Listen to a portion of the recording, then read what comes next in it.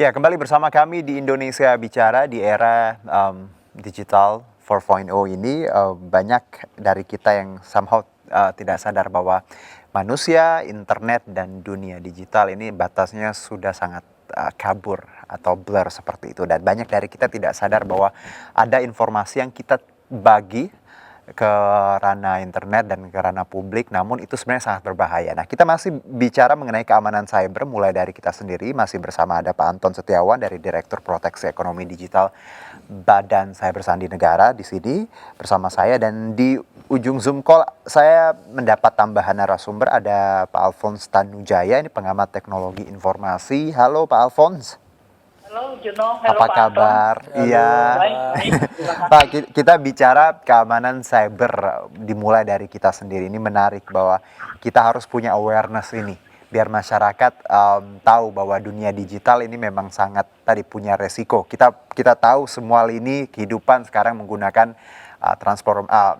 informasi teknologi dan juga informatika seperti itu. Anda sebagai pengamat teknologi informasi melihat hadirnya BSSN ini di Indonesia seperti apa, Pak Alphonse?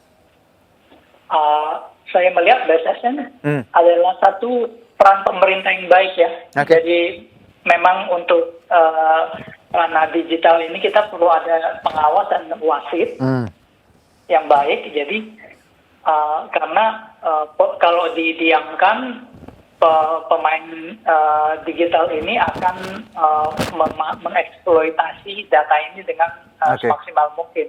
Baik, karena kita tahu banyak kasus penjualan data ya yang kerap terjadi di tanah air dan juga di dunia. Kita tahu ada Facebook kemarin sempat ada skandal di pemilu 2016, lalu yang beberapa waktu lalu ala Muslim Pro juga. Nah, kalau bicara kondisi cyber di Indonesia, Pak Alphonse, Anda melihatnya seperti apa?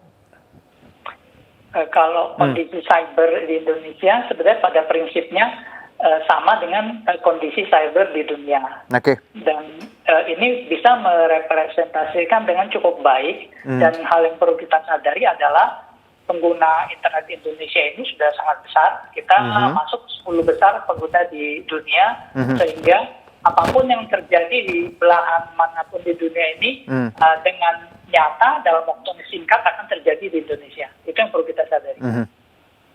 Tapi kalau bicara, penetrasi kita tinggi seperti 10 besar dunia. Tapi kalau bicara masyarakat, Pak Alphonse, banyak sekali masyarakat kita yang belum melek bahayanya teknologi informasi. Kita tahu bahwa pembagian informasi di media sosial yang mungkin untuk kita gratis ya, karena kita punya platform misalnya Instagram, Facebook, dan Twitter. Tapi secara tidak langsung kita tuh intangible asset loh Pak.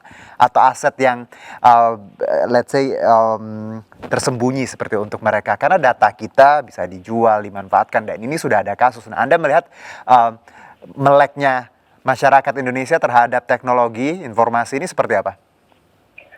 Kita perlu menyadari bahwa kalau sesuatu itu gratis, artinya you are the product. Alright. Jadi tidak ada di dunia ini yang gratis. Jadi kalau kita pakai Facebook, there's no such a free lunch ya Pak. You are the product. Jadi profil kamu yang akan dijual.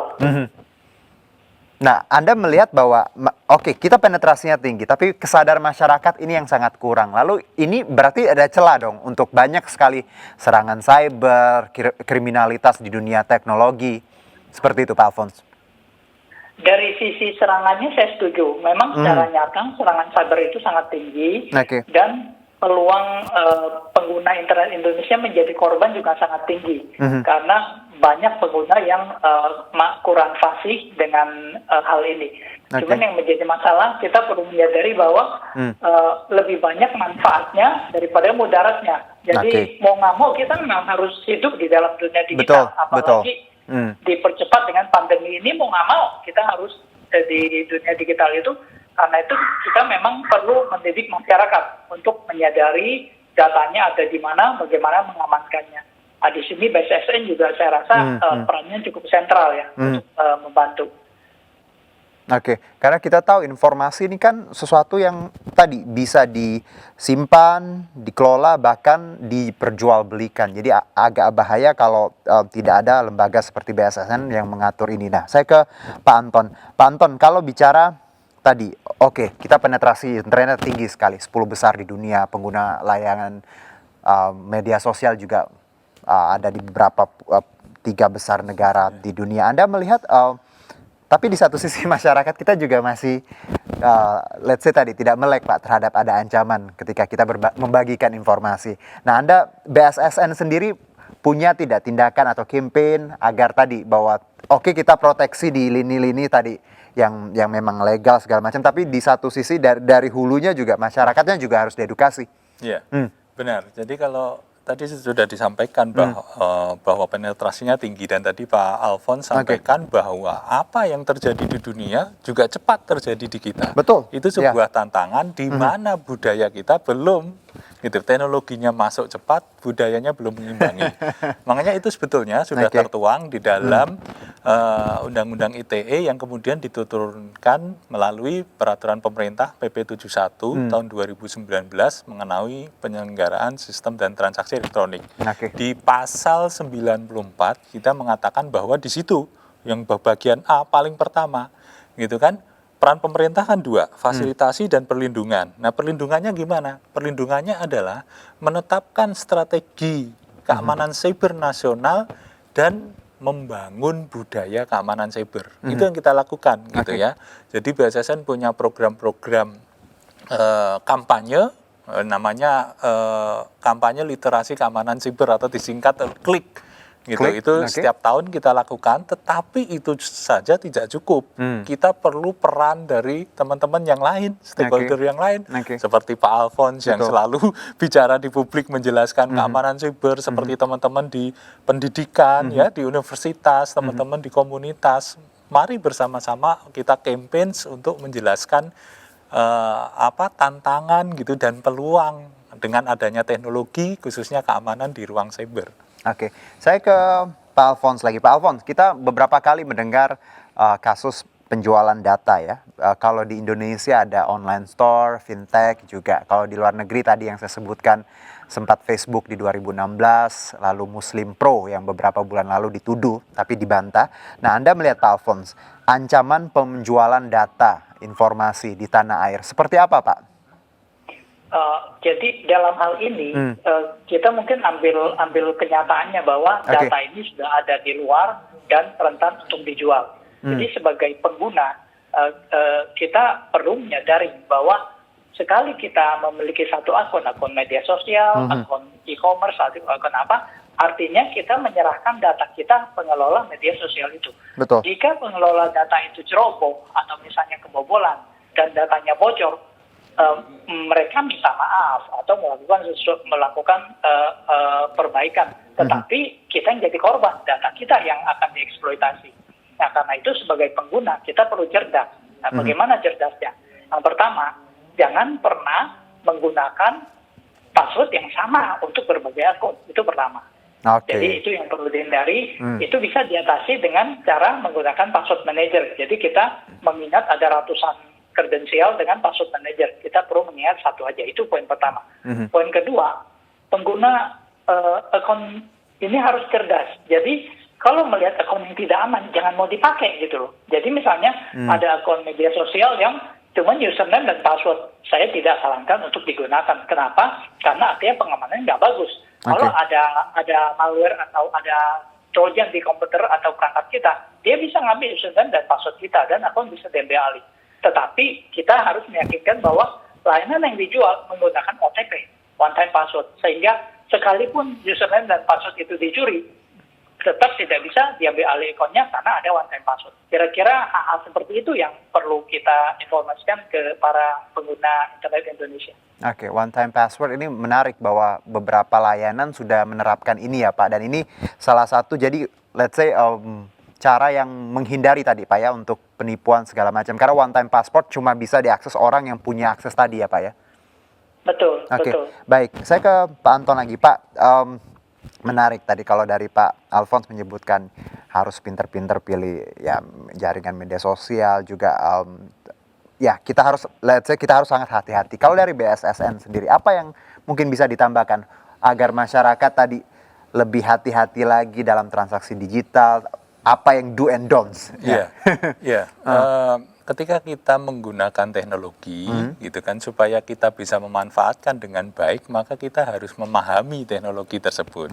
Nah, setiap teknologi itu mempunyai fitur keamanan. Sekarang itu tuntutan fitur keamanan itu ada di setiap teknologi. Cuman kan karena kita tidak mau belajar kadang, jadi ya kita tidak pakai gitu kan. Misalkan tadi ada di teknologi misalkan ada two factor authentication ya kan, itu banyak dari kita yang tidak mengerti atau mengerti pun tapi tidak mengaktifkan gitu, Mas Juno. Nah ini yang coba kemudian melalui literasi kita dorong ke masyarakat untuk memahami teknologi. Terus kemudian tadi kewaspadaan kan, berhati-hati. Contoh yang paling gampang lah, yang banyak terjadi, kemudian terjadi fraud atau penipuan itu ketika bertransaksi di marketplace. Ketika bertransaksi di marketplace ada pedagang-pedagang yang nakal kemudian menyampaikan, yuk kita transaksinya di luar saja, jangan melalui sistem. Nah itu kan sesuatu yang kemudian akan nanti mengarah, berpotensi untuk mengarah ke penipuan. Misalkan pembayarannya harusnya kan lewat marketplace, kalau kita belanja online ya dibayar di situ. Tapi kadang ada juga yang kita offline aja. Nah itu hal-hal seperti itu gitu kan. Jadi memahami teknologi, memanfaatkan fitur, selalu waspada, dan jangan lupa setiap kita berinteraksi di internet, di dunia maya, maka kita meninggalkan yang namanya jejak digital. Nah itu yang harus kita hati-hati gitu kan, jangan sampai setiap perbuatan kita, dan ini sekali terekam ya akan terekam selamanya gitu kan, jangan sampai itu nanti merugikan kita di kemudian hari. Baik, mungkin saya ke Pak Alphonse. Pak Alphonse ini karena sebentar lagi kita jeda break dan ini segmennya Pak Alphonse habis di sini. Kalau bicara tips tadi Anda menyebutkan bahwa harus sangat hati-hati. Paspor juga jangan hampir sama. Ada hal lain mungkin Pak Alphonse. Kalau bicara kita sering kali bikin akun untuk marketplace, online shop atau apapun itu menggunakan, ada beberapa teman saya menggunakan email bukan email utama, tapi email second seperti itu, second line seperti itu. Apakah ada tips lain Pak Alphonse? Apa kita tidak perlu terlalu jujur ketika mengisi numbers atau umur atau apa seperti itu Pak Alphonse?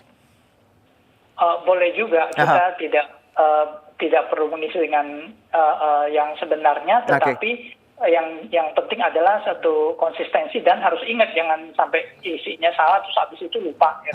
Mungkin ada tips yang lebih penting lagi mengenai nomor telepon. Nomor telepon. Jadi untuk nomor telepon disarankan jangan sering berganti-ganti nomor telepon.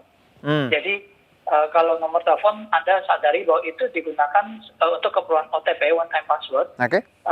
Hindari untuk berganti-ganti. Aku ingin provider ini lebih murah, dia pindah provider lebih murah. Tahu-tahu kartu kreditnya ngasih kode PIN-nya ke nomor yang lama, dia udah lupa. Dan nanti ada persetujuan transaksi ke sana dan itu akan jadi satu masalah besar. Jadi pokoknya kita harus pengguna teknologi smartphone harus juga smart ya Pak ya. Jangan handphonenya aja smart, tapi kita juga harus update seperti itu dengan berbagai informasi terkait dunia digital. Harus bisa membedakan mana legal, ilegal, hoax dan yang asli ya Pak Alphonse ya.